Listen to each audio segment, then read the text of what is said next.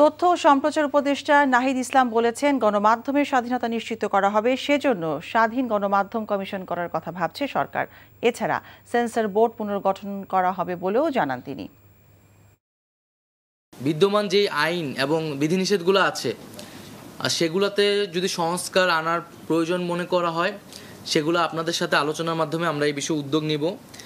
আমরা স্বাধীন গণমাধ্যম কমিশনের কথা প্রাথমিকভাবে ভেবেছি এবং সামগ্রিকভাবে মূলত সাংবাদিক সমাজের সাথে আলোচনা করে আপনাদের বক্তব্যের প্রেক্ষিতেই মূলত আমরা এই উদ্যোগগুলো নিতে যাচ্ছি।